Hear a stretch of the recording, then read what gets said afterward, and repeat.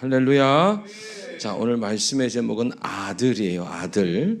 우리가 요한 1서에 보게 되어지면 아들이 있는 자에게는 생명이 있고 그 아들이 없는 자에게는 생명이 없다라고 성경은 써 있어요. 그러니까 예수님께서 여러분 이 땅 가운데 오신 모습은 아주 작은 아들의 모습이었는데 내 바깥에 계신 아들은 그렇게 큰 능력이 없어요. 더욱이 나와 상관이 없는 분이라는 거죠.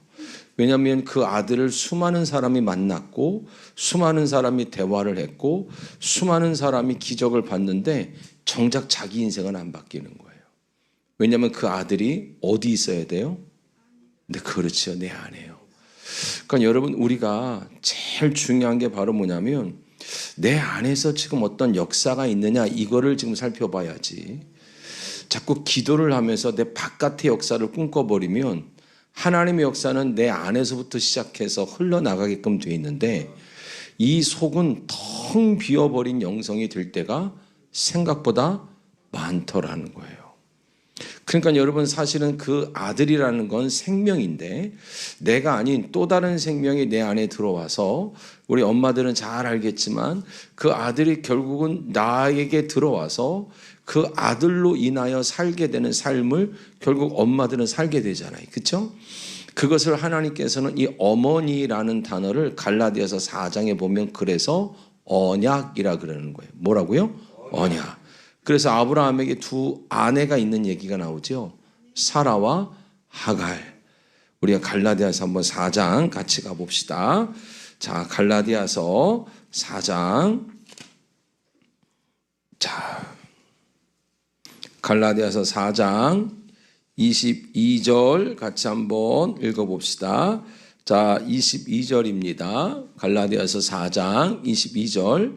자, 같이 한번 읽어볼까요? 시작. 기록된 바 아브라함에게 두 아들이 있으니 하나는 여종에게서 하나는 자유 있는 여자에게서 낳았다 하였으며 23절 24절이요. 시작. 여종에게서는 육체를 따라 낳고 자유 있는 여자에게서는 약속으로 말미암았느니라. 이것은 비유니 이 여자들은 두 언약이라. 하나는 시내산으로부터 종을 낳은 자니 곧 하갈이라. 25절이요. 이 하갈은 아라비아에 있는 시내산으로부터 지금 있는 예루살렘과 같은 곳이니 그가 그 자녀들과 더불어 종노릇하고 오직 위에 있는 예루살렘은 자유자니 곧 우리 어머니라. 아멘. 사라와 하갈 얘기를 하면서 바로 사라는 바로 예수 그리스도를 가진 바로 그 예수 그리스도를 통하여 우리가 구원받는 언약에 관한 얘기고 여러분 하갈은 바로 아브라함이 자기 육체로 난 자식의 이야기죠. 그걸 율법이다라고 말해요. 그러니까 여러분 그 아들이 여러분 사라에게서는 누가 준 아들이에요? 아브라함이 준 거예요? 하나님이 준 거예요? 그렇지. 하나님이 준 아들이 있는 여자가 있고 남편이 준 아들이 있는 여자가 있는 거예요. 근데 둘 다 이 아들 때문에 살게 되어지지요. 그 아들 때문에 살게 되어지는 것을 성경이다라고 말하는 거예요. 언약, 신약과 구약을 통틀어서 하나님께서 언약이라고 말하는데 그 언약이라는 것은 내가 최선을 다해서 하나님 마음에 들어 하나님께 내가 얻고자 하는 내가 갖고자 하는 것을 뜯어내는 것은 율법이라 그러고 하나님의 아들이 들어와서 그 아들로 인하여 살게 되어지는데 그 아들을 가진 자를 하나님은 지금 어머니, 여자라고 표현하죠. 그 언약을 가지고 사는 자들은 그 아들로 인하여 유업을 얻게 되는 거예요. 할렐루야. 전혀 다른 거예요. 똑같이 기도하고요. 똑같이 예배드리고요. 똑같이 신앙생활 하는데 이 속에서 역사하는 다른 힘이 있냐는 거예요. 이 속에서 역사하는 어떤 것이 나로 하여금 살게 하는 이유가 될 때 그걸 우리는 진리라고 말하기도 하고 성령이라고 말하기도 하는데 성령은 내 바깥에 나타나시면 의미가 없을 때가 참 많아요. 더 중요한 건 뭐냐면 그 성령이 내 바깥에서 나타나기 위해서는 어디서 먼저 나타나야 되냐면 내 안에서 나타나야 돼요. 그래서 여러분, 내 안에서 성령의 역사가 나타나지 않는데 내 바깥에 있는 것만 구한다고 성령이 일하시지는 않는단 말입니다. 왜냐하면 하나님의 언약이라는 것은 하나님이 준 아들이 있냐, 그리고 그 아들로 인하여 살게 되냐, 그를 어머니라고 부르는데 이 어머니 여자라는 단어가 말씀이란 뜻이에요. 그래서 성경에는 이 어머니들을 가지고 성경에 참 많은 이야기들을 할 수가 있는 거예요. 그러니까 여러분, 우리 안에 기도를 최선을 다할 수 있고 예배를 최선을 다할 수 있는데 속에서 역사하는 건 상처밖에 없는 분들 많아요. 속에서 역사하는 건 분밖에 없는 분들도 많고, 속에서 역사하는 건 다른 것이 역사하는데 우리는 그냥 사람들을 보니까 저 사람이 뜨겁게 기도하네, 열심히 기도하네, 그러니까 그 속에서도 성령이 역사하나 보다라고 믿고 있는 거지만, 정작 나 본인은, 나라는 사람은 내 속에 지금 역사하는 게 뭐지? 여러분, 여기에 초점을 맞추지 않으면 내 바깥에 그것이 흘러나가는 게 성령의 나타나심인데, 이 속에서 아들로 또 다른 생명이 나로 하여금 살게 하지 않으면 사실은 그것이 바깥으로 흘러나가는 게 쉽지가 않다라는 거예요. 여러분, 여러분 여호수아 시대 때를 보면 성들이 무너지죠. 성들이 무너지는데 가장 여러분 우리가 생각하고 알고 있는 것처럼 가장 견고한 성이 바로 여리고였죠. 그러니까 여리고는 어떻게 무너졌냐면, 재밌는 것은 이스라엘 백성들이 하나님께서 이스라엘 백성들에게 아주 중요한 일을 하실 때마다 이스라엘 백성들에게 여러분 하게 하신 순종의 모습이 바로 뭐냐면 입을 좀 다물라는 거예요. 왜냐하면 우리가 생각하기에 우리가 구하는 게 현실적으로, 여러분 예수 그리스도를 안 믿는 사람들이 오늘 밤에 우리가 구하는 게 이게 말이 된다고 생각해요? 안 된다고 생각해요? 여러분은 말이 되는 것 같아요? 안 되는 것 같아요? 그걸 달라는 게. 말이 될 것 같았으면 안 왔어요. 벌써 세상에서 구했지. 그러니까 말이 안 되는 걸 구하러 올라왔잖아요. 그런데 불신앙, 믿음이 없음이 뭐냐면, 말이 안 되는 걸 구하러 왔으면 하나님의 말씀은 어쩌면 내 안에 내가 알아듣지 못하게, 내가 이해할 수는 없지만 말이 안 되는 말씀이 들어와서 나를 끌고 가야 응답이라 그러는데, 구하는 건 말도 안 되는 걸 구하면서요, 여러분 하나님의 음성은요 말이 되는 것만 지키고 싶어요. 그러니까 하나님께서 여리고성을 돌 때 오죽하면 입을 좀 뭐하라 그래요? 다물래요. 너의 옳은 소견이 네 안에서 나오는 말로는 아무것도 해먹을 수가 없겠다 그러시는 거죠. 그러니까 여러분 말이 안 되는 순종을 하는 거예요. 진짜 이게 돈다고 무너질까? 여러분 하나님의 방법은 성경 66권 어디를 봐도 이스라엘 백성들이 응답을 받을 때마다 보게 되었으면 말이 안 되는 방법으로 항상 응답을 하세요. 아멘. 그러면 저와 여러분도 여러분의 생각 속에서 하나님은 역사하지 않을 거란 말입니다. 왜냐하면 말이 안 되는 방법으로 역사하실 거예요. 그걸 여러분 조금 고급스럽게 표현하니까 에베소서 3장 20절에 우리의 간구보다 크게 역사하시는 분이라는 거죠. 결국 그러면 말이 안 되는 역사가, 말이 안 되는 하나님의 음성을 듣게 하려면 말로 지금까지 살았던 나라는 생각을 하나님은 무너뜨리는 일밖에 안 할 거라는 거예요. 여러분 나라는 사람이 무너지지 않고는요 말이 안 되는 역사가 일어날 수가 없어요. 그런데 여러분 기도를 오랫동안 하면서 예배를 오랫동안 들으면서도요 나라는 사람이 강하신 분들이 있는 거예요. 여리고성은 바깥에서 안으로는 절대 무너뜨릴 수가 없어요. 안에서 바깥으로 터져나가는 겁니다. 성령의 역사가 내 사업장 자식한테 있는 것이 아니라, 오늘 원장님 아침에 그렇게 설교하시대요. 성령의 역사가 여러분의 사업장에 일어나길 구하는 게 아니라 정작은 여러분 어디서 역사해야 돼요? 그렇죠. 내 안에서 성령의 9가지 열매들은 맺혀지고 있냐는 거예요. 할 말 다 해가면서, 하고 싶은 말 다 해가면서, 말이 되는 일들을 설득해가면서 성령의 역사를 구한다는 게 사실은 안 맞는 얘기잖아요. 그걸 여러분 레위기에 보면 레위기 2장에는 그거를 소제라 그래요. 뭐라고요? 소제요. 거칠고 여러분 자기 멋대로 생겨버렸던 나를요, 하나님의 말씀이라는 예수라는 아들이라는 하나의 은혜가 들어와서 나를 산산조각 내는 것을 소재라 그래요. 내가 온전히 빠졌을 때, 내가 온전히 부서졌을 때 하나님은 그걸 성결이라고 말합니다. 그러니까 여러분, 어쩌면 하나님이 말도 안 되는 응답을 주시기 위해서 제일 먼저 하는 게 말은 뭐냐면 말이 많은 나를 부숴버리겠다는 거예요.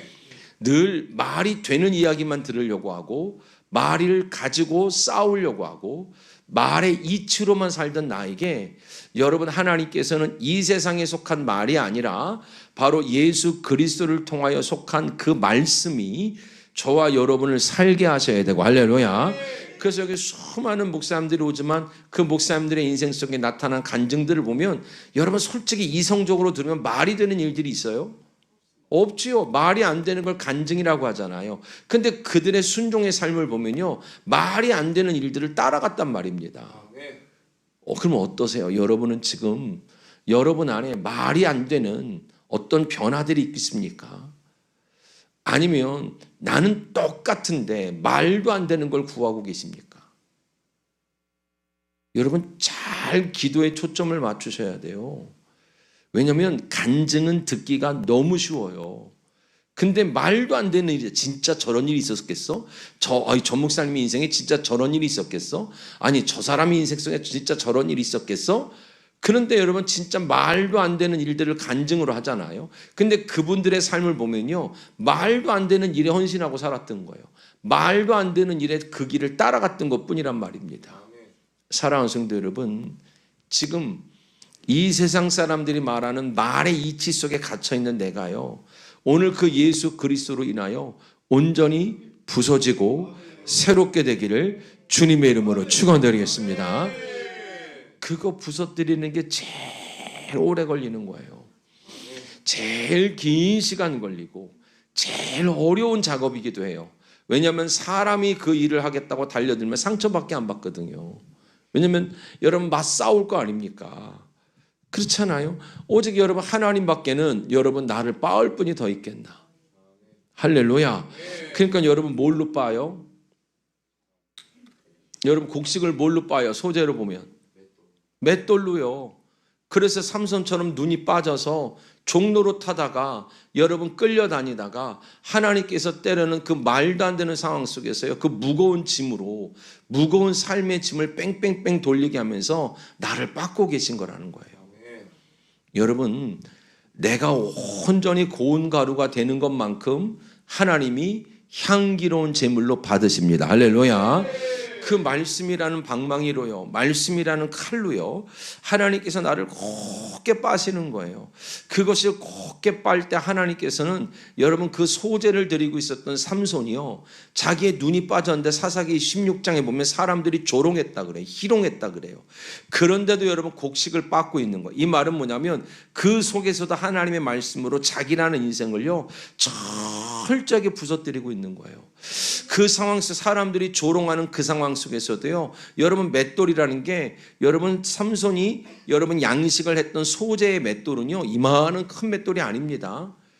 그건 여러분, 나귀가 여러분 포도주 틀을 도는 맷돌이고요, 성경에서 일반적인 맷돌은 우리 팔뚝만한 맷돌이에요. 우리 녹두에 먹을 때 그런 맷돌도 아니고 다듬이 있지요, 이렇게 빨래할 때 그렇게 생긴 긴 방망이에요. 긴 방망이로 여러분 그 소재물을 계속 여러분 늦은 밤까지 여러분 그 저녁 시간까지 빻고 있었다라는 거예요. 그런데 여러분, 하나님께서는 그걸 믿음으로 봤단 말이죠. 그래서 삼손이 여러분 그때요, 하나님 한 번만 나의 소원을 들어달라고, 하나님 한 번만 저 블레셋 사람들을 다 넘어뜨렸으면 좋겠다고 했을 때요, 여러분, 하나님께서는 자기를 그 말씀으로 빻고 있는 여러분 그 삼손의 믿음을 믿음으로 봤어요.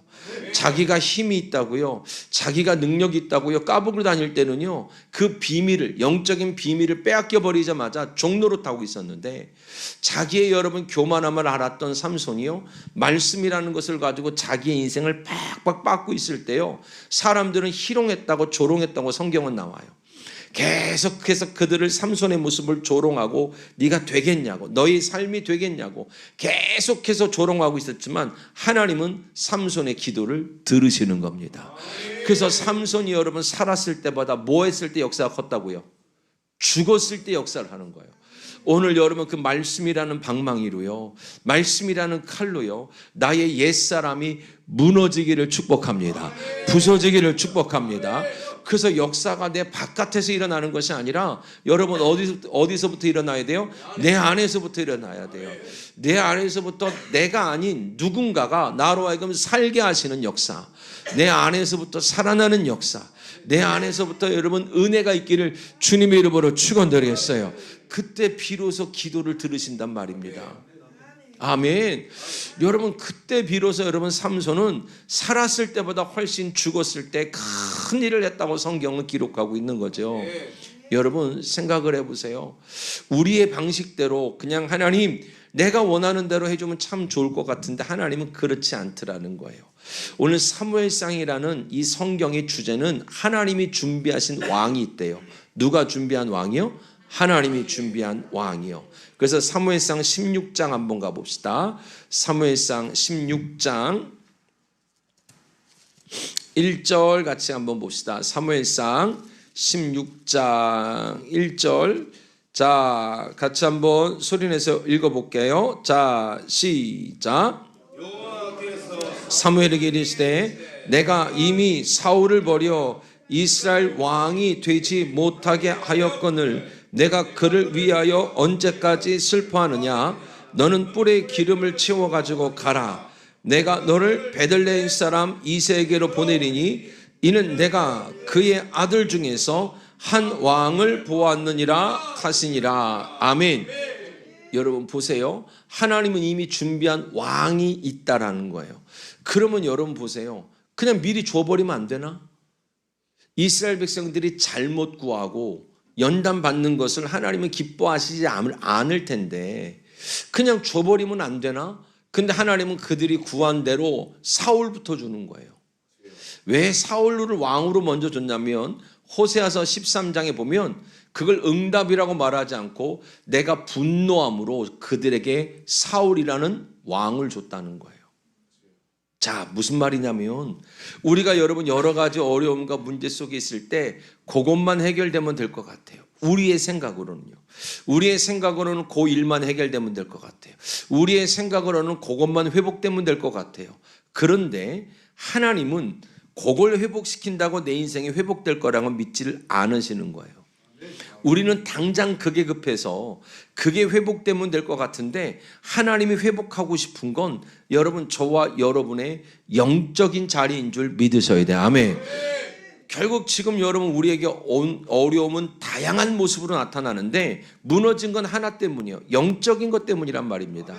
영적인 게 무너져서 누군가에겐 재정적인 어려움이 온 거고 영적인 게 무너져서 누군가에게는 여러분 교회의 어려움이 온 거고 누군가는 영적인 어려움이 와서 누군가에게는 자녀에게 어려움이 온 거고 누군가에는 영적인 게 어려워서 여러분 삶 속에 여러분 여러 가지 질고도 끌어안고 살 수 있더라는 거죠.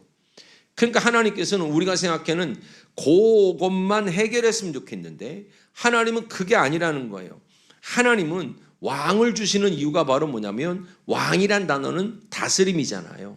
하나님께서 말씀으로 성령으로 저와 여러분을 온전히 다스리기 원하시는 줄 믿습니다. 아멘. 거꾸로 말하면 사울만 주면 해결될 줄 알았어요. 근데 사울을 줘도 그들의 인생은 해결이 안 되더라는 거예요. 더 나아가서 열왕기라는 성경을 보면 이스라엘 백성들에게 42명의 왕을 줘요. 우리의 인생으로 보면 한 사람이 하나님께 42번 응답을 받는 거예요. 우리가 그것만 해결되면 될 것 같은 응답을 42번 받았으면 여러분 갑부가 됐어야 되고요. 여러분의 인생이 여러분 기적 덩어리가 돼야 맞아요. 근데 거꾸로 생각해 보세요. 여러분이 평생 예수를 몇 년 믿었는지 모르겠지만 여러분 한두 번 아니 40번 50번 응답 안 받은 사람이 있겠냐고요. 잘 생각해 보셔야 돼요. 42번 한 사람이 응답 받으면 그 사람의 갑부가 됐어요 사실. 그런데 42번을 왕을 줬는데 그 결과는 바로 뭐였냐면 이스라엘 백성들은 여러분 바벨론의 포로로 70년간 끌려가고 아수르한테 망하는 거였어요. 우리가 생각하는 것 내가 원하는 것으로는 내 인생의 회복이 안 될 거라는 거예요. 지금은 당장 그것이 없어서 안 되는 것 같지만 당장 그게 필요한 게 뭔지를 알아요. 저도 노숙을 했던 사람이고, 여러분 제 몸에는 여러분 이 수술 자국이 9개가 있어요. 여러 번 죽어봤던 사람이고 병원에서 포기했던 사람이고 60 가까이 살면서 여러분 삶 속에서 여러분 풍랑은 다 맞아봤어요. 처음에는 병이 나면 될 줄 알았고요. 처음에는 돈이 있으면 될 줄 알았고요. 처음에는 신학하면 될 줄 알았고요. 처음에는 개척하면 될 줄 알았어요. 근데 여러분 아무것도 아니더라는 거예요. 하나님은 교회를 건축하는 과정 속에서도 어렵게 하셨고요. 개척하는 과정 속에서도 어렵게 하셨고요. 목회를 하는 과정 속에서 여러분 이 몸에 구멍을 9개를 뚫으시는 거예요.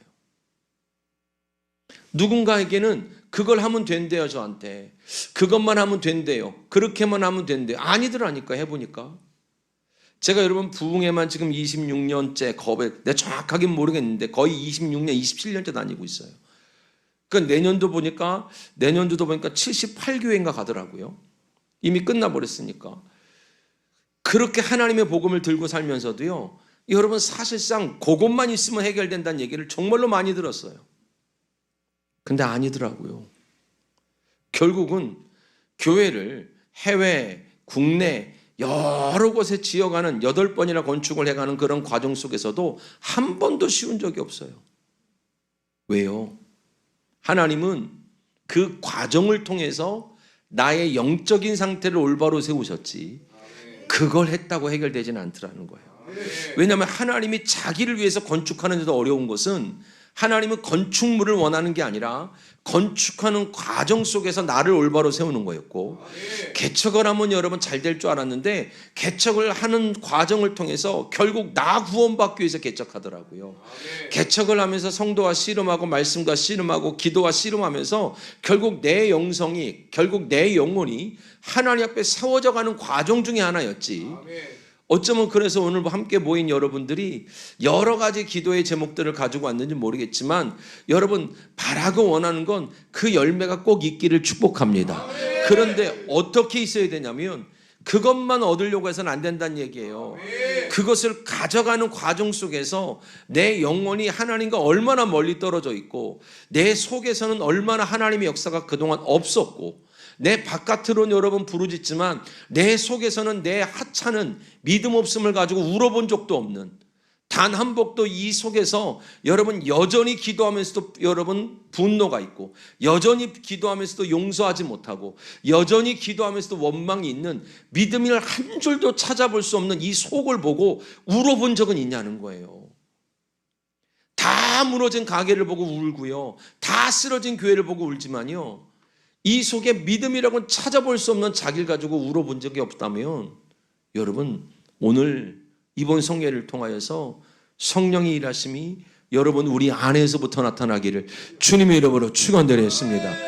우리 안에서부터 진짜 제대로 일어나야 되는 거예요. 그래서 하나님께서 아들이 있냐고 자꾸 물어보는 거예요. 그 아들이 내 바깥에 있는 게 아무 의미가 없더라고요. 그 아들이 어디 있어야 된다고요? 내 안에요. 그래서 그 하나님의 언약을 받은 자들을 어머니라고 자꾸 부르는 거예요. 하나님이 준 아들이 있느냐? 아니면 이 세상 남편이 준 아들이 있느냐? 아니면 나밖에 없느냐? 아니면 이 속에 상처밖에 없느냐? 아니면 이 속에 두려움밖에 없느냐? 이거는 여러분 우리 각자가 하나님 앞에서 살펴봐야 될 일이지 누군가가 지적해 준다고 될 일도 아니더라고요. 마음만 상하고 기분만 상하지요. 근데 여러분 진짜 여러분 내 속에서 역사하는 그 성령에 대하여 그 말씀에 대하여 여러분 내가 심각하게 하나님 앞에 엎드려 보지 않으면 어쩌면 하나님께서 가게를 멈추게 하고 교회를 멈추게 하고 때로는 여러분 나의 삶에 나의 행보를 멈추게 하면서까지 하나님은 나를 살펴보기 원하는데 나를 살펴보기보다는 내 바깥에 있는 일을 일으키려고 한다면 순서가 바뀔 수도 있더라는 거예요. 왜냐하면 하나님의 일하심의 방법이 달라요. 우리가 마가복음 2장에 보면 바로 예수님께서 중풍병 환자를 치료하십니다. 그 중풍병자를 치료하실 때 죄사함을 받으라 이렇게 말했더니 마태복음 9장 4절에 보니까 그들이 하나님 한 분 외에는 누가 죄를 사하느냐라고 생각하고 있을 때, 자, 마태복음 9장 4절 한번 볼까요? 자, 마태복음 9장 4절입니다.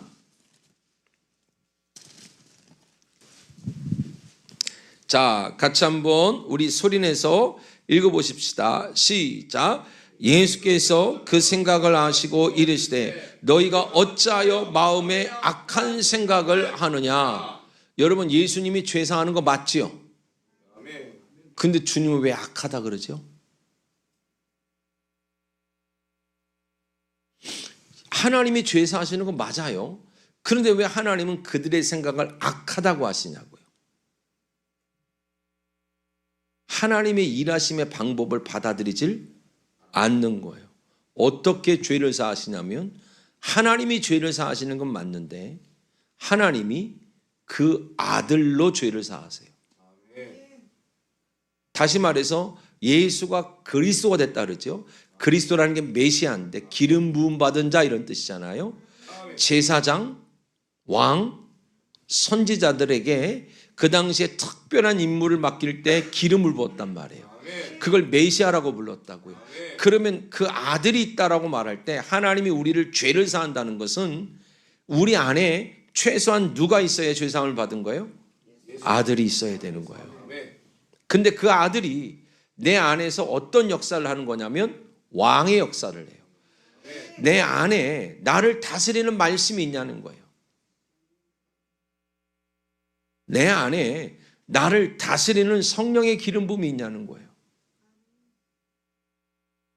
여러분, 내 안에 하나님의 뜻을 올바로 전달해 주는 선지자가 있냐는 거예요.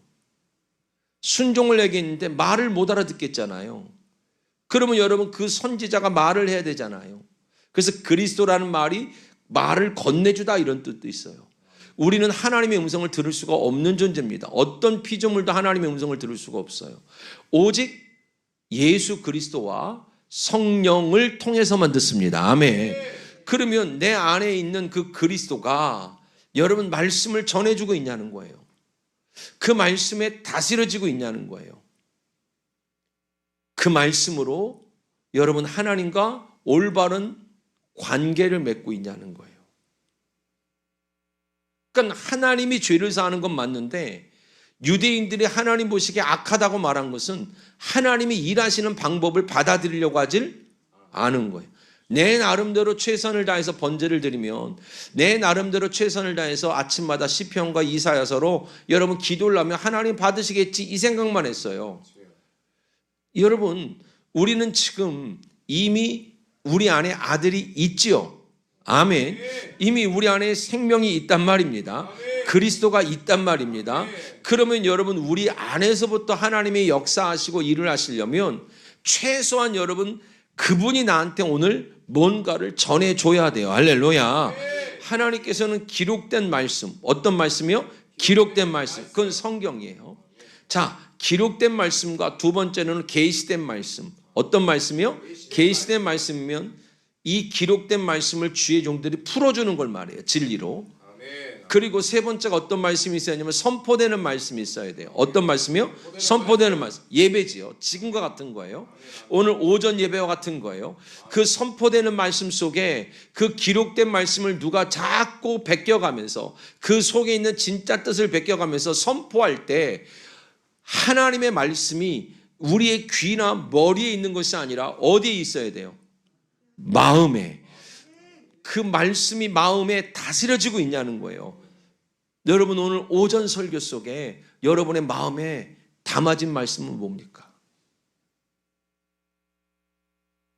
하나님의 일하심을 받아들여야 돼요, 여러분. 그냥 여러분 설교자는 설교하고 여러분이 기도해서 응답받는다는 것만큼 무서운 게 없는 거예요.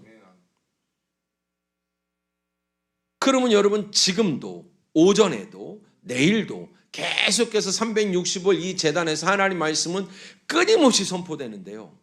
중요한 건 내 방식대로 응답받겠다 한다면 굉장히 무서운 길을 가는 거예요.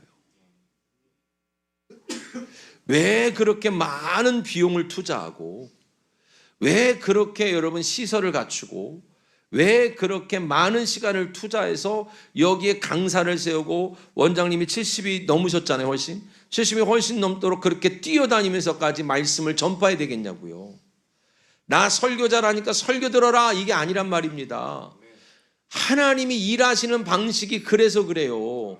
하나님이 일하시는 방식이 그래서 하나님의 일하시는 방식 속에서 은혜를 받은 사람들이 회복되는 거예요. 할렐루야.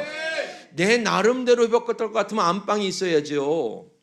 내 나름대로 해볼 것 같으면 혼자 산에 있어야죠.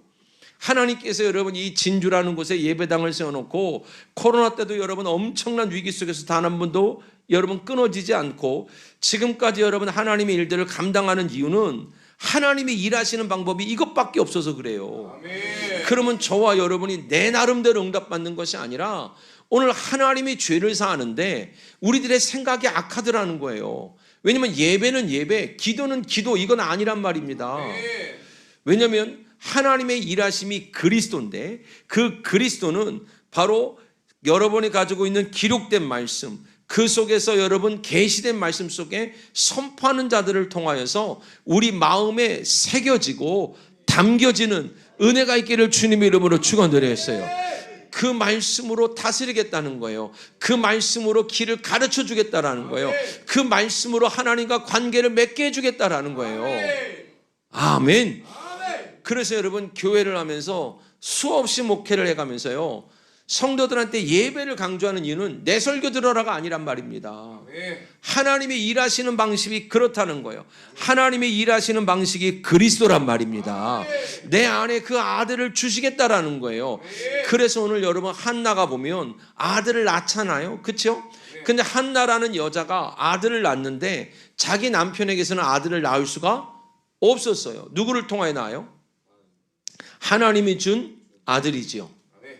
아무도 여러분 그의 일들을 그 여자를 주목하지 않았어요.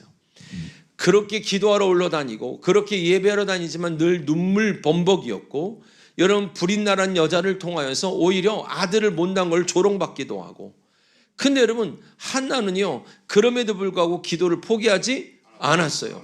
왜냐하면 그가 여러분 기도를 포기하지 않고 여러분 그가 하나님께 엎드렸을 때 사무엘상 1장 12절에 보니까 엘리가 그의 입술을 주목했다 그래요. 여러분 그 주목했다라는 단어가 자카르한 단어를 쓰는데 이 주목하다는 단어가 생각하다, 기억하다. 뭐라고요? 생각하다, 기억하다. 창세기 30장 22절에 보니까 하나님께서 라헬을 생각하사 그의 태를 여시고 소원을 이루셨대요. 할렐루야. 우리의 때가 아니에요. 누구 때라고요? 하나님의 때요. 우리는 우리 때 역사해달라 그래요. 아니요. 하나님은 자기 때 역사해요. 우리로 하여금 깨어있기 원하고 영적인 기회를 잡기 원하지 여러분 사실 기회를 못 잡는 자에게요. 이거리 하나님의 응답이라고 손에 쥐어줘도 못 잡아요. 사실은. 근데 영적인 기회를 알아보는 사람들은요. 손바닥만한 구름을 보고도 기도합니다. 여러분 혹시 손바닥만한 구름이 매일 지나갔던 거 아니에요? 응? 예배 때마다 하나님이 손바닥만한 구름을 계속 띄워줬을 텐데 더 큰 거 보여달라고 더 선명하게 보여달라고 어떤 분이 물어봐요. 목사님 혹시 환상을 보시면 환하게 보이십니까? 그렇게 보이는 사람은 아무도 없습니다. 그냥 믿는 거예요. 잠깐 온 감동을 잠깐 나에게 주신 말씀을요 믿는 것뿐인 거예요. 그러니까 믿는 자와 믿지 않는 자가 있는 거지 손바닥만한 구름을 보고 여러분 대문짝만하면 구름을 봤다고 응답받는 건 아니란 말이에요.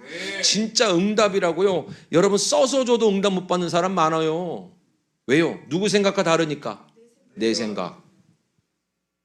구하는 건 말도 안 되는 걸 구하면서 결국은 하나님은 지금 나 무너뜨리는 시작하신 거 아니에요? 아니에요? 맞지요? 하나님은 나 무너뜨리시는 거나 하나님은 그래서 우리는 실패가 아니라 훈련인 거예요.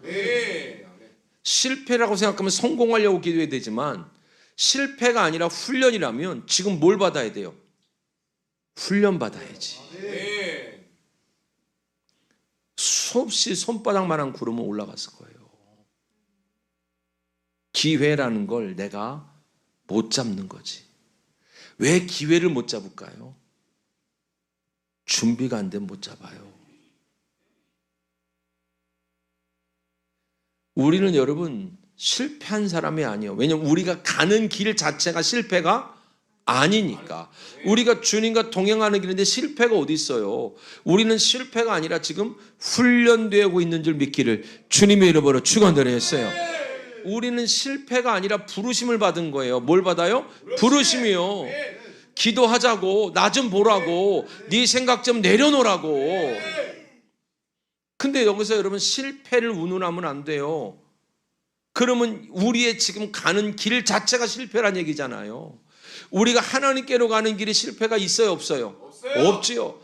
근데 여기서 성공을 구하면 어떻게 해요? 여기서는 성공을 구하는 게 아니란 말입니다. 하나님의 부르심에 응답하셔야 되고, 하나님께서 여러분 우리에게 하시는 훈련에 마땅하게 여러분 훈련을 받기를 주님의 이름으로 축원드렸습니다. 지금 내 상황을 내가 어떻게 볼 거냐는 거예요. 실패라고 봐버리면 성공밖에 구할 게 없어요. 근데 여러분 우리가 가는 길 자체가 하나님께로 가는 길이기 때문에 여러분 실패는 안 맞는 길인 겁니다. 아멘. 실패가 맞지 않는 거예요. 우리는 지금 부르심을 받은 거고 부르심 속에 훈련을 하는 겁니다. 할렐루야. 손바닥만한 구름을 보고 큰 빗소리가 어디에 들려야 돼요? 여러분의 마음에 들리기를 주님의 이름으로 축원드렸어요. 더 큰 걸 보고자 함이 아니라, 더 내가 원하는 걸 보고자 함이 아니라 내 마음속에 빗소리가 들려지기를 주님의 이름으로 축원드렸어요. 믿음의 소리가 들려야 되는 거예요. 그 아들이 여러분 안에서 말씀하셔야 된다고요. 그 말씀이 왕노릇해야 되고요. 말씀이 선지자 노릇을 해야 되고요. 말씀으로 하나님과 이 상황 속에서 하나님과 올바로 관계를 맺어서 세워지기를 주님의 이름으로 축원드렸어요. 여러분 기도가 바뀌는 거예요. 기도가. 지금까지 그걸 성공하기 위해서 기도했다면 여러분 실패한 자란 뜻이잖아요. 이제는 우리의 기도가 바뀌어야 되는 거예요. 야, 하나님이 나를 지금 부르셨네. 그 부르심 속에 그럼 나는 어떻게 응답해야 되는 거야? 하나님이 나를 부르셔서 훈련하시네. 그러면 나의 이 넘어짐 속에서 하나님은 지금 나에게 뭘 훈련하고 계시지? 할렐루야. 여러분 보세요. 하나님이 라헬을 생각하사 여러분 소원을 열어주시고 태를 여셨대요. 할렐루야. 그 생각하다, 주목하다, 기억하다 이 단어가 똑같은 뜻이에요.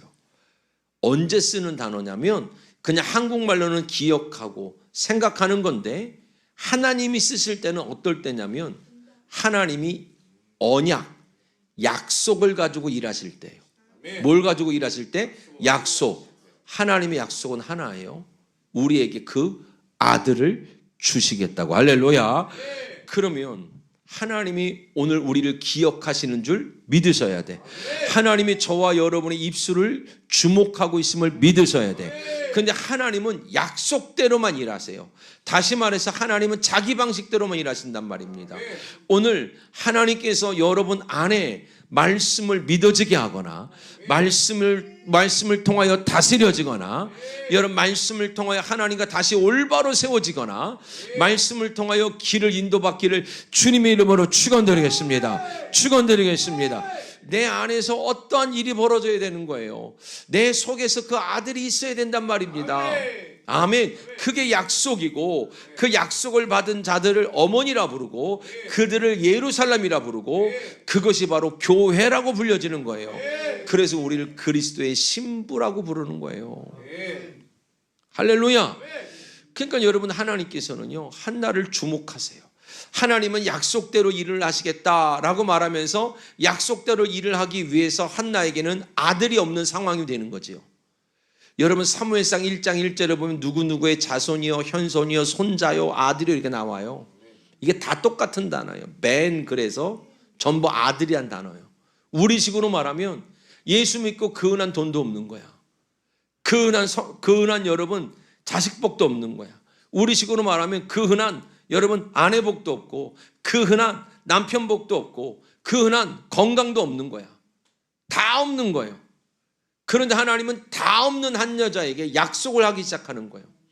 아무도 주목하지 않았던 여자가 하나님의 역사의 중심에 드러나는데, 그는 자기가 남들이 다 가지고 있는 게 없다 할지라도 누가 준 아들이 있었던 거예요? 하나님이 준 아들이 생겨버리니까. 할렐루야. 하나님이 준 아들이 생겨버리니까 하나님의 역사의 중심에 드러나는 거예요. 지금 우리가 남들이 다 있는 돈이 없을 수도 있어요. 남들이 다 가지고 있는 가정의 행복이 없을 수도 있어요. 남들이 다 가지고 있는 성공이 없을 수도 있고요. 남들이 다 갖고 있는 여러분 자식복도 없을 수 있어요. 그런데 하나님은 그 결핍 속에 남들이 다 있는 건 내게는 없지만 그들이 없는 거, 하나님의 아들이 있는 자, 할렐루야. 하나님이 준 아들이 있는 자를 통하여서 하나님은 역사의 중심에 하나님이 이 역사를 운행하고 있고 하나님이 다스리고 있고 하나님이 주인이라는 걸 드러낼 대상이 필요한 줄 믿기를 주님의 이름으로 축원드렸어요. 어쩌면 환경적으로 세상적으로 보기에는 우리가 연단을 당하는 것 같지만, 여러분 우리가 창세기 39장에 보면 요셉이 나오지요. 요셉을 어떤 사람이라 그래요? 하나님의 사람, 그렇죠? 형통한 사람이라 그래요. 근데 여러분 요셉이 형통했던 그때가 언제냐면 요셉이 감옥에 있을 때예요. 왜 감옥에 있을 때를 자꾸 형통이라 그럴까요?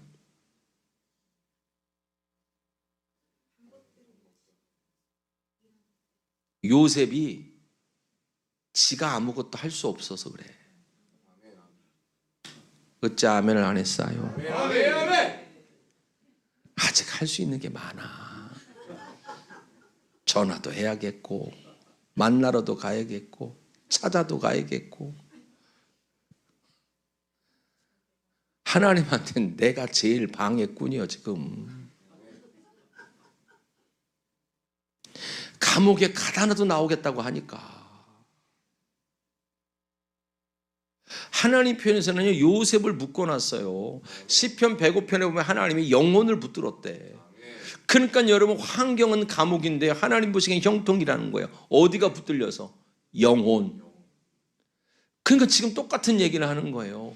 지금 여러분 옴짝달싹 못할 상황을 만들어 놓고 하나님은 어디 붙들겠다고요? 나의 영혼을 붙들겠다는 거예요. 하나님 말씀으로 다스리겠다는 거예요. 성령으로 하나님 깨닫게 하시겠다라는 거예요. 그 말씀으로 하나님 앞에 올바로 세워지기를 주님의 이름으로 축원드리겠어요. 축원드리겠어요.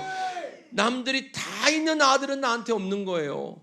그 흔한 게 나한테는 없는 거예요. 그 흔한 게 나한테 없는데 하나님 보시기에는 그 흔한 게 나한테 없는 지금이 하나님 보시기에는 나를 하나님의 역사의 주인공이라고, 여러분 나를 통하여 자기가 일하시기에는 너무나 좋은 때가 된 거죠. 사랑하는 성도 여러분, 주님께 붙들립시다. 여러분 우리 생각이 붙들리셔야 돼요. 마음이 붙들리셔야 돼요.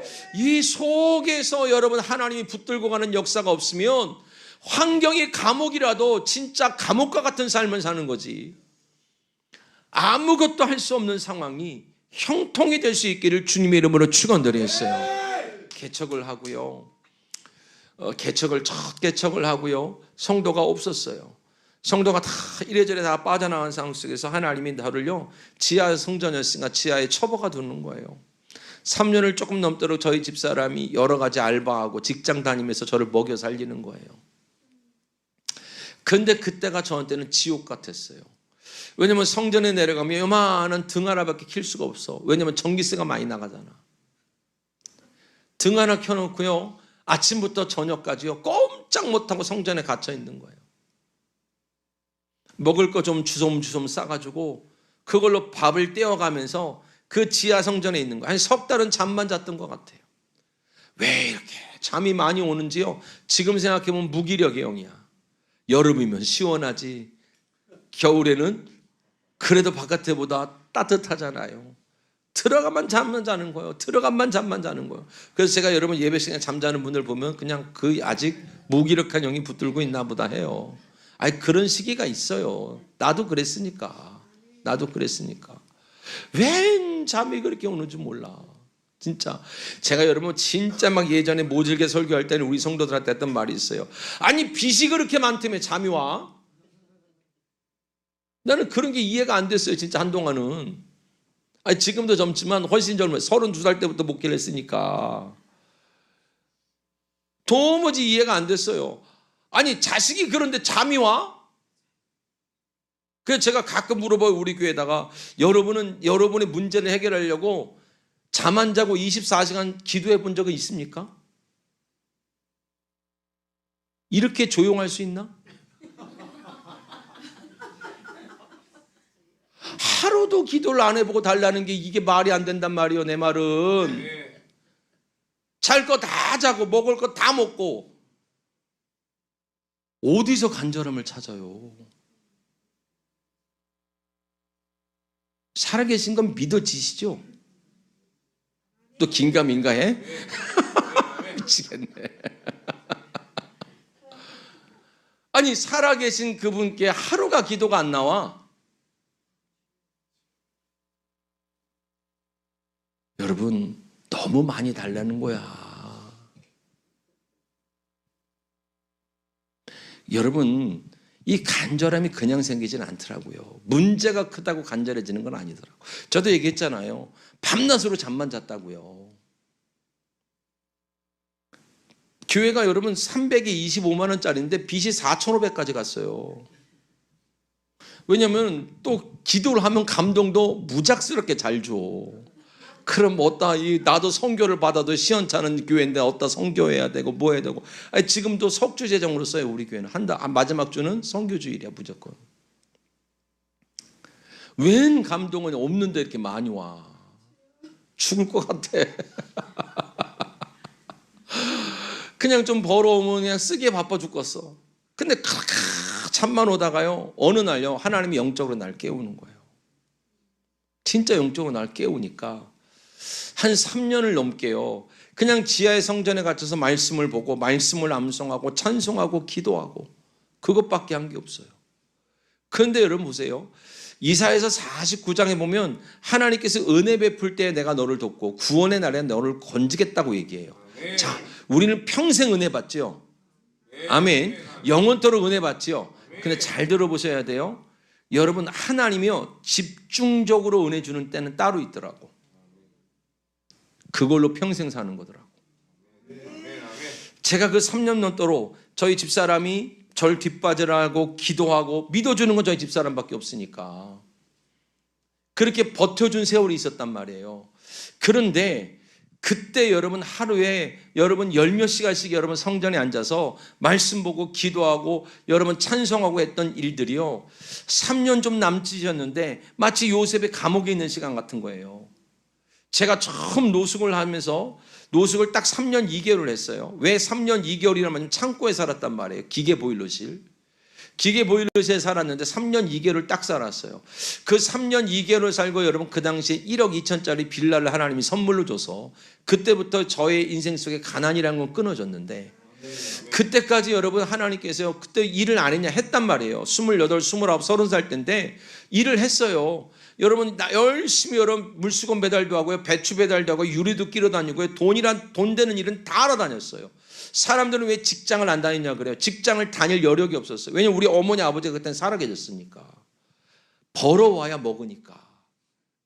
한 달을 기다릴 여력이 없었어요. 1,300원밖에 없었던 나에게 한 달을 어떻게 기다려요.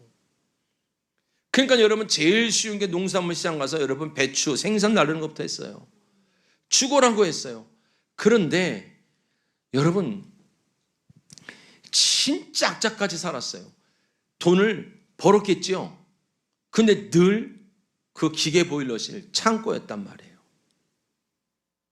제가 엊그저께도 우리 교회에서 간증을 했는데 제 소원에는요 4천만 원만 있으면 내가 장가도 가고 우리 어머니 아버지랑 월세방 방 2개짜리 얻어 살 수 있겠다. 결혼도 하려면 갈비탕 값도 내가 내야 되고 폐물도 내가 사야 되고. 여러분 얼마씩 그때는 적금을 들었냐면 163만 원씩 적금을 들었어. 놀라지도 않는구나. 3만 원 4만 원 갖고 살았어요. 왜냐하면 4천만 원 있어야. 근데 딱 3년 2개월이나 말하냐면 그렇게 돈을 모아가는데요. 그렇게 애써면서 여러분 내 장례를 준비하는데요. 교회를 찾아갔잖아요.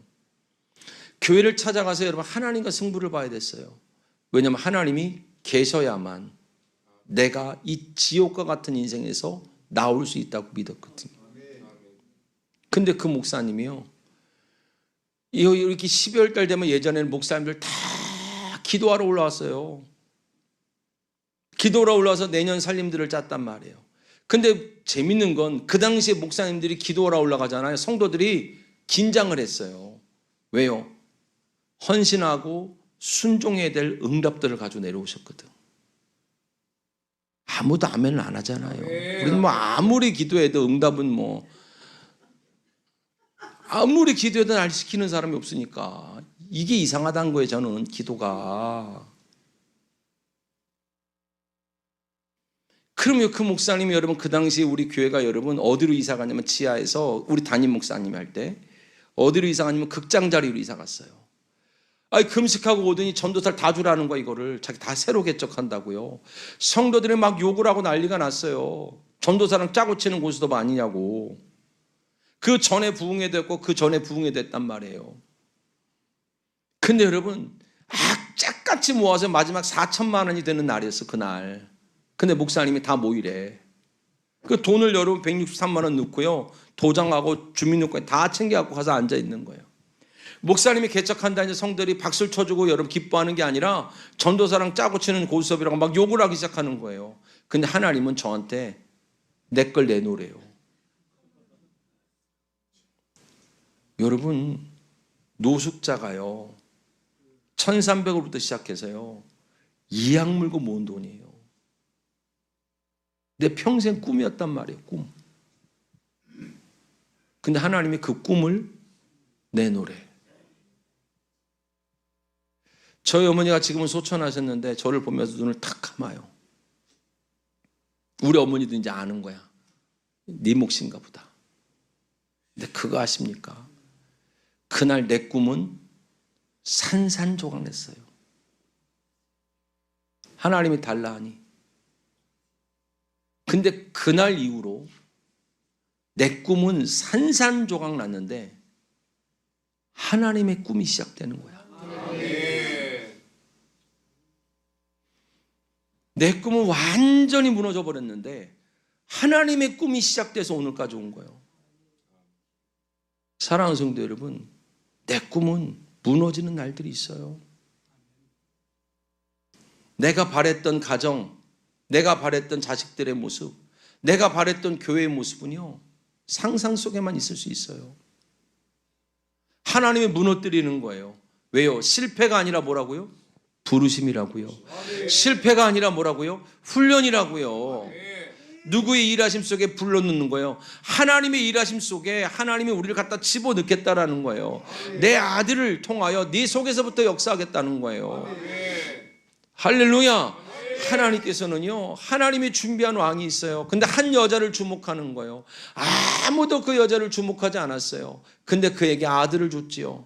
아들을 줬더니 여러분 그가 하나님의 역사 한복판에 서게 되는데 하나님이 그를 기억했다 생각했다라는 것은 하나님의 약속에 관한 얘기였다고. 그래서 한나의 정성 때문에 아이가 생긴 것이 아니라 한나의 수고 때문에 아이가 생긴 것이 아니라 하나님의 약속을 이룰 자를 필요로 했던 거죠. 어쩌면 지금 여러분 저와 여러분이요 내 꿈이 산산이 무너졌는데 여러분 하나님의 약속이 시작될 가정이 있을 줄 믿습니다. 내 꿈은 완전히 부서졌는데 하나님의 꿈이 시작될 자녀들이 있을 수도 있고요. 여러분 내 꿈은 완전히 산산이 조각났는데 여러분 하나님의 꿈이 시작될 교회도 있는 거예요. 할렐루야. 내가 원했던 목회가 아니라 내가 바랬던 성도들의 모습이 아니라 내가 꿈꿨던 가정의 모습이 아니라 하나님의 꿈이 이루어지기를 주님의 이름으로 축원드렸어요. 내 세상은 무너지는 거예요. 내가 왕노릇했던 삶은 무너지는 거예요. 내가 안다고 했던 것이 무용지물이 되는 거예요. 하나님이 한 여자를 보시는 거예요. 하나님 오늘 저와 여러분을 보시는 거예요. 남들이 다 있는 건 없어요. 그 흔한 게 나한테는 안 돼요. 근데 여러분 하나님이 그 아들을 줬을 때 오늘 본문을 보면 여러분 우리가 일반적으로 교회에서 이 아이를 갖기 힘든 집이 아이를 갖고 나면 아이를 드려요? 다른 걸 드려요? 다른 걸 주죠. 헌금을 하든지 뭐 봉고철 사든지 뭐 이거 사잖아요. 근데 누구를 바쳐요? 아들을 바쳐요. 그럼 아들이 스스로 바쳐진 거예요? 엄마가 헌신한 거예요? 자, 그 어머니는 저와 여러분이라고 그랬어요. 예수라는 아들을 가진 자. 그 아들로 인하여 나는 하나님 앞에 어떻게 돼야 돼요? 바쳐져야 돼요. 아들을 얻고자 함이 아니라 어느 순간 그 아들로 인하여 나는 바쳐지는 거예요. 왜냐하면 그 아들이 역사의 주인공으로 드러나야 돼서.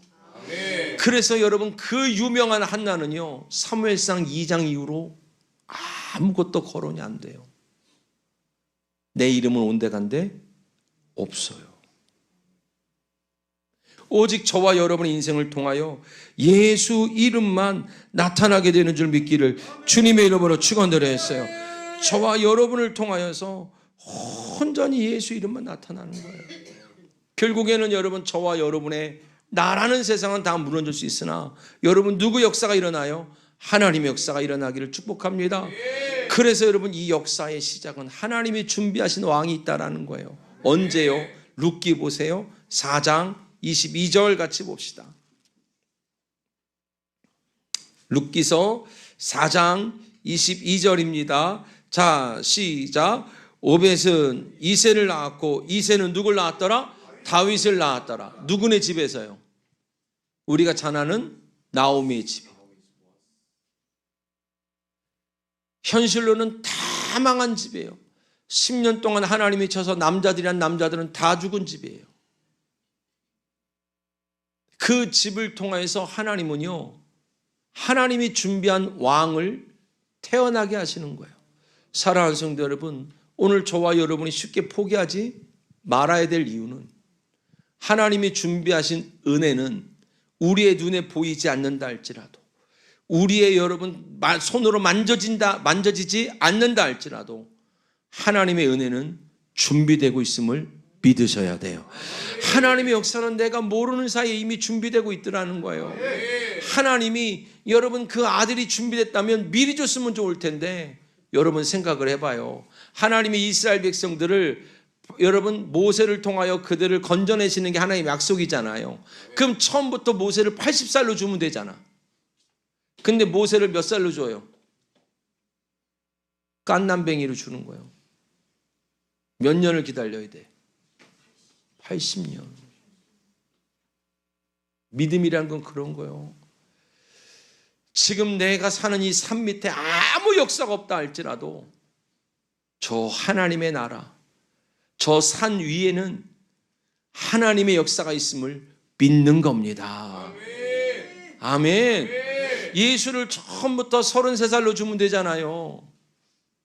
갓난 아이로 오는 거예요.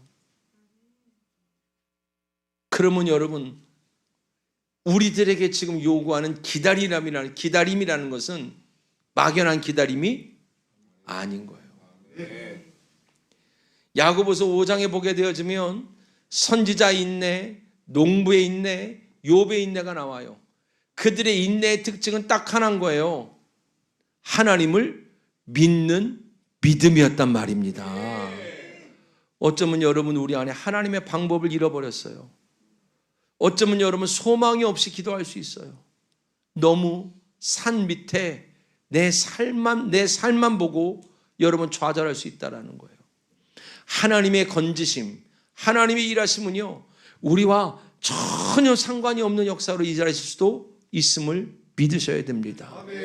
사랑하는 성도 여러분, 이 역사가 어떤 집에는 현실로는 지금 이 나오미의 집은 다 빚으로 무너지고 있는 거예요. 근데 여러분 이 집을 통하여서 이스라엘을 건지는 이야기 아니겠습니까? 지금 여러분 내 삶에 무너지는 일들이 중요한 것이 아니라 내 가정을 통하여 아들을 낳겠다라는 거예요. 다 무너지고 있는 여러분 내 자녀들의 인생을 통하여, 다 무너지고 있는 우리 교회를 통하여, 다 무너지고 있는 나의 인생을 통하여 하나님은 아들을 낳겠다고 얘기를 하고 있잖아요. 무너지는 게 문제가 아니라 여러분 그 아들을 낳기 원하시는 하나님의 은혜를 믿음으로 바라볼 수 있기를 주님의 이름으로 축원드렸어요. 축원드리게 했어요. 그걸 믿는 믿음이 오늘 우리 가운데 매우 중요하게 필요하단 말입니다. 여러분 하나님께서 그 아들을 줘서 믿음의 조상이라고 말한 사람이 있었죠.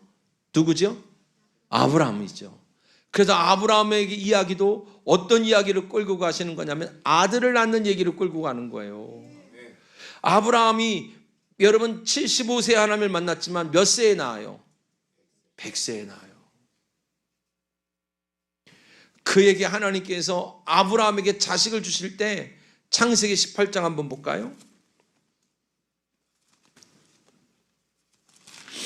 창세기 18장을 보면 자 12절 같이 봅시다. 자 12절입니다.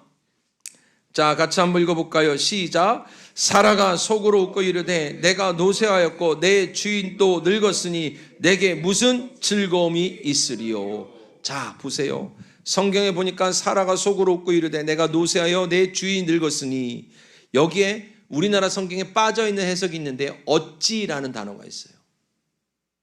사라는요 아브라함과 똑같이 하나님의 음성을 들었는데요 사라의 인생은 조금 더 힘들었어요.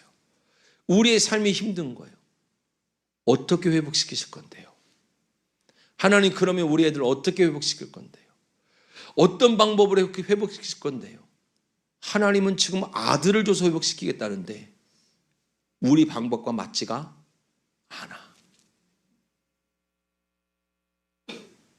하나님의 방법이 내 스타일과 안 맞아. 우리가 여기서 무너지는 거예요.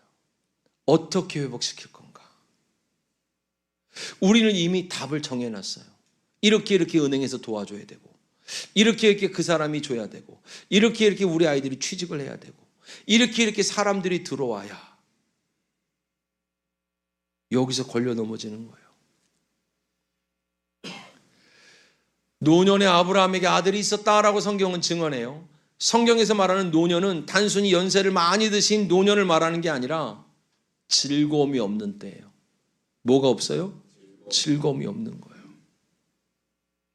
더 이상 여러분 세상이 주는 즐거움이 될 수가 없는 거예요. 성령을 받고 은혜를 받고 하나님의 영역을 받고 나면 나타나는 것 중에 하나가 바로 뭐냐면 하나님을 아는 즐거움이 있는 거예요. 그래서 느헤미야 8장 10절에 보면 여호와를 인하여 기뻐하는 것이 너희 힘이 아니냐라고 성경은 얘기해요. 저와 여러분이 거꾸로 말씀드리면 뭐 때문에 기뻐하지 못하는 거예요. 어떤 것 때문에 여러분이 괴로우신 거예요? 여러분 이 날이 꼭 와야 돼요. 내가 즐거워할 수 있는 일들이 아니라 그것을 통하여 말씀을 보다가 그것을 통하여 기도하다가 그것을 통하여 하나님을 바라보다가 여러분 그것들이 재미가 없어지는 날이 오기를 주님의 이름으로 축원드리겠어요. 거기서 오는 기쁨이 아니라는 걸 아는 때가 오는 거예요. 그때가 누가 일하실 때라고요? 주가 일하시는 거예요. 그때가 와야 돼. 그때가. 아직도 그게 안 돼서 슬프다고 말하면 안 된다고. 그걸로 기뻐지는 게 아니니까. 요한복음 2장을 보면 주님께서 포도주가 떨어지게 하지요. 이스라엘 백성들에게 포도주는요 기쁨을 주는 어떤 것 이런 거예요. 누군가에게는 기쁨을 줬던 물질, 기쁨을 줬던 자식, 기쁨을 줬던 남편, 기쁨을 줬던 아내, 거기서 즐거움이 끊어지는 날이 오게 하시는 거예요. 여호와로 인한 기쁨이 더 클 줄 알았는데 그게 아니라 그 기쁨이 더 커져 버리니까 하나님 멈추게 하시는 거예요. 그걸 고통이라 그러죠. 예수님께서 여러분 기도하면서 고통스러웠던 건 하나밖에 없었어요. 하나님과의 관계가 끊어진 고통. 근데 우리가 느끼는 고통은 너무나 세상적인 것밖에 없었던 거예요. 그게 나의 즐거움이었으니까. 그러면 주님이 여러분 다 떨어진 포도주에다가 그 포도주에다가 리필을 해줘야 정상인데 주님은 그 통에다가 채워주질 않겠다는 거예요. 그들의 모든 눈을 모아서 비어있는 물통을 보여주는 거예요. 정결 예식통. 뭐가 끊어진 거예요? 하나님과의 관계. 하나님과의 관계에서 주는 기쁨들이 다 끊어졌어. 물이 없었다라는 건 소망도 없었다는 거야. 어찌 이런 일이 내게 있으리요. 그러면서도 기도를 한단 말이죠. 방법을 내가 정해놓고 어떻게 하나님이 역사하실 겁니까? 하나님은 다른 방법을 주지 않았어요. 아들을 주겠다고. 아멘. 그 아들로 기뻐하기 원한다고. 아멘. 우리 안에서 가장 오래 연단받는 이유가 바로 그거예요. 어찌, 어떤 방법으로. 주님은 여러분 포도주 통에다가 포도주를 채워주는 게 아니라 물통에다 물을 채우라는 거예요. 그래서 물에서 꺼내다 주죠. 뭐를요? 포도주를요. 그 하나님과 관계가 회복되면서 오는 기쁨이 여러분이 그전에 가지고 있었던 포도주의 기쁨보다 더하여지는 때가 오기를 주님의 이름으로 축원드렸어요. 그 진짜 기쁨을 갖기 시작하면 다른 것들은 버틸만 하더라는 거예요. 사도 바울이 안지를 가지고 주님께 3번이나 기도했대요. 간절히 기도했어요. 최선을 다했어요. 주님이 하셨던 말씀은 딱 하나였어요. 내 은혜가 내게 족하다. 무슨 말이에요? 바울아, 너 은혜가 충만할 땐 물질 좀 모자라는 거 고통이라고 안 느꼈어? 너 진짜 믿음이라는 걸 갖고 있을 때는 병든 걸 고통이라고 많이 느끼지 않았어. 그 병든 상황에도 나를 인하여 기뻐할 수 있었고, 물질이 떨어진 가운데도 나를 인하여 기뻐할 수 있었고, 자식이 속삭이는 속에서 나를 기뻐할 수 있었어. 그래서 예수님이 마태복음 5장에 의의를 위하여 뭘 받는다 그러죠? 핍박을 받는 자르잖아요. 그 핍박이라는 단어가 디오코라고 2가지 뜻이 있는데, 하나는 우리가 받는 고난이에요. 근데 디오코란 뜻이 뭐냐면 추격하다 이런 뜻이야. 고난은 받는데 주시는 은혜가 더 커. 고난은 받는데 하나님이 주시는 기쁨이 더 컸다고요. 옛날 여러분 우리 선배님들은요, 그렇게 집에서 구박을 맞고요, 그렇게 삶이 어렵고요, 뗄감이 없어도요, 그렇게 여러분 집에서 예수를 믿으면 끝장낸다고 얘기해도요, 예수가 주는 기쁨이 더 커서 여러분 기도원으로 달려왔단 말입니다. 예수가 주는 기쁨이 더 커서 여러분 교회를 달려나왔단 말이에요. 여러분 우리가 지금 고통스럽게 여기는 건 다른 거여야 돼요. 하나님이 아들을 주겠다고 말하는데, 그 아들로 인하여 일하시겠다고 말하는데, 어떤 엄마가 그 아들로 인한 기쁨을 잃어버렸다면 그거를 어머니라고 말할 수 있겠냐는 거예요. 사랑하는 성도 여러분, 말씀을 마치려고 합니다. 오늘 하나님이 준비하신 왕, 그 왕이 80세도 아니고 33살도 아니에요. 아이로 왔어요. 근데 여러분, 우리 엄마들이 아이를 키워봤으면 알겠지만 그 아이가 작으면 작을수록 내 안에 기쁨이 됐고 소망이 됐고 즐거움이 됐어요. 성경은 글자 속에 있질 않아요. 내 삶 속에서 경험하게 하시는 거예요. 지금 내가 고통스러워야 되는 건 뭐지? 내가 고통을 느끼는 건 어떤 종류지?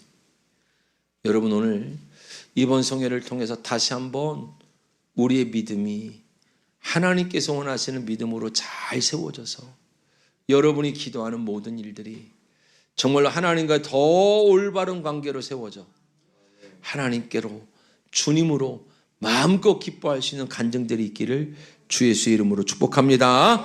기도합시다. 하나님 감사합니다. 주신 은혜, 주신 믿음, 믿음으로 붙들고 나갈 수 있도록 도와주시옵소서. 찬송하고 기도할 때 하늘의 문을 여시고 성령의 은혜를 베풀어 주시옵소서. 믿음으로 나가오니 주님께서 은혜를 더하사 성령의 큰 은혜와 은총을 기쁨으로 누리는 우리 모두가 되도록 허락하여 주시옵소서. 감사드립니다. 우리 주 예수 그리스도의 이름으로 기도드렸습니다. 아멘. 할렐루야. 여러분 믿음으로 잘 승리하시고 진짜 하나님이 준 기쁨 잘 회복하길 축복합니다.